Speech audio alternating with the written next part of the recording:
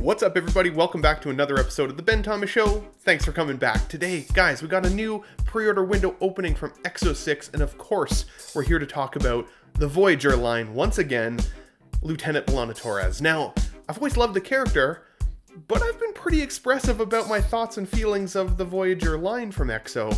So does this one make the cut? Stick around, find out. If you guys like the video, hit the like button for me, smash the subscribe if you're new to the Ben Thomas Show, and let's get into it. I give you Ben Thomas Showtime. Here we go.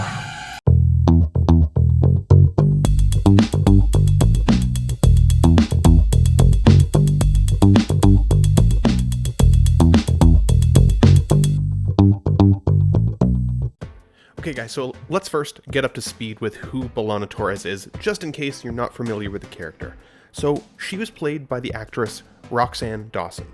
She portrayed a half-human, half-Klingon, born in the year 2346 on the Federation colony Keswick 4. Now, she was admitted to Starfleet Academy but dropped out before graduating. Torres then joined the Maquis in 2370 and was serving on the Voyager when taken to the Delta Quadrant by the caretaker alien using his station.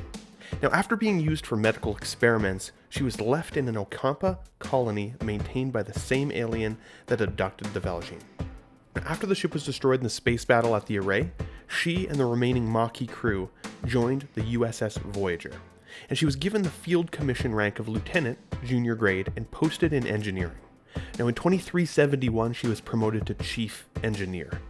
In 2377, so later in the Star Trek Voyager series, she married Tom Paris, of course the helmsman. We already have that EXO-6 figure as well, and gave birth to their daughter, Miral, at the beginning of the next year, while Voyager was still on the path to returning home from the Delta Quadrant. Now, one of my favorite things about B'Elanna was her attitude all the way through the series. Some people thought she was kind of an annoying character. I thought she was badass. She always knew what she stood for and stood her ground 100%. And had some really interesting character development while she kind of battled that human half side of her, while also really battling the Klingon side of her. And it made for interesting character development, which I really liked over the lifespan of the series. Now, with regards to this EXO-6 figure, let's take a look at the face sculpt first. I've notoriously been pretty hard on EXO-6 for the Voyager line. I've honestly thought it's been the softest line so far. The standouts of the line for me so far have been the Jerry Ryan 7 of 9 and the Tim Russ Tuvok. I think those are two of the strongest. I think this makes that top 3 for the Voyager lineup so far. Now, one thing I have to say is these photos are a lot better than what we've seen so far with other EXO-6 pre-order pictures. Oftentimes I criticize them for being a little bit blurry, the foreground doesn't make sense, the color grading is like all over the place, different colors for every photo.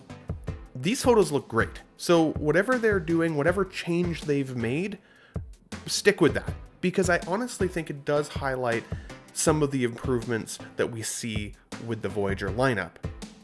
At least in terms of the face, I feel like it helps me judge whether this is actually a quality offering or not. Blurry photos don't help, so thank you for making the change to crispier pictures. What it does show me though is that the hair sculpting on this head sculpt still feels a little soft. I have a community member who compared it to like a Lego hairpiece, and I kinda see where they're coming from. Now keep in mind, the price point for this figure is right now at $180 plus $25 flat rate shipping from EXO-6. So the cost is about $200. We're looking at about a half a Hot Toys, or 1/3 in InArt, depending. Now my argument there for folks considering that argument is that I don't think EXO-6 is playing in the same game as Hot Toys and InArt, at least most of the time. I understand that their prices have been creeping up though for some of their figures, so I think they're trying to play in the same game. But that would be like comparing a 3-0 or a Mondo Toys to an InArt, at least if you're looking at the cost justification. I think if you're a true EXO-6 fan, or you're a true Star Trek fan, you're still happy to see these. And right now, the Voyager line is the most fulfilled line we've seen so far. So I'm happy, if you're happy, that you got another cast member for your Voyager lineup. I think the shelf is going to look real good together. But I still feel that the Voyager line so far is the softest. Let's take a look at the material choices that they've used for the uniform. I think the outfit looks pretty darn good, just like the others that we've seen so far from this lineup. But they've got kind of the secret sauce now. They know what works, they know what doesn't work. So while the uniform is good, it's also not mind-blowingly good. It just does what it needs to, right?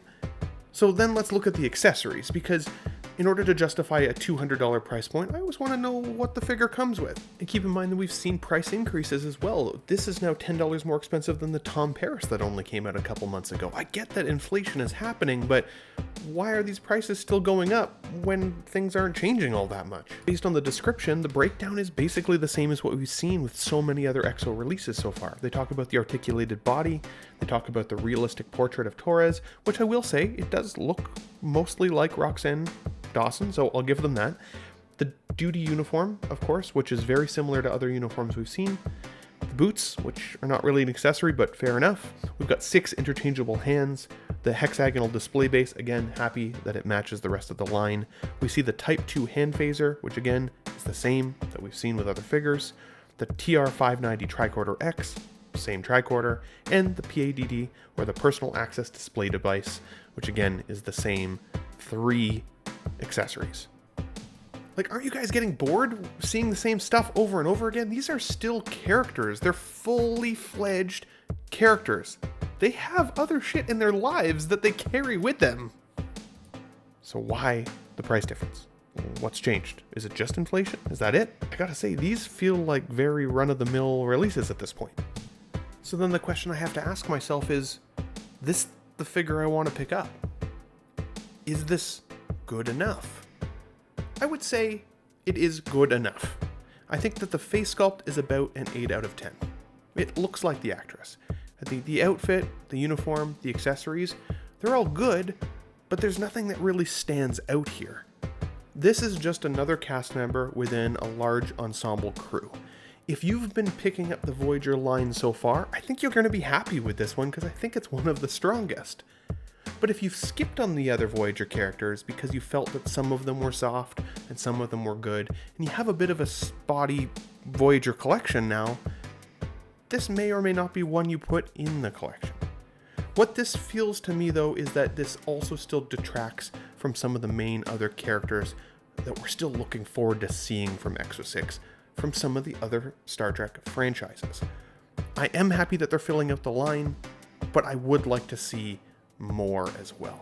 Whatever happened to the different color uniforms that we were going to get from Nanjin, both the set color or the screen accurate color, whatever happened to that? That just seems like it went out the window and nobody talks about it anymore.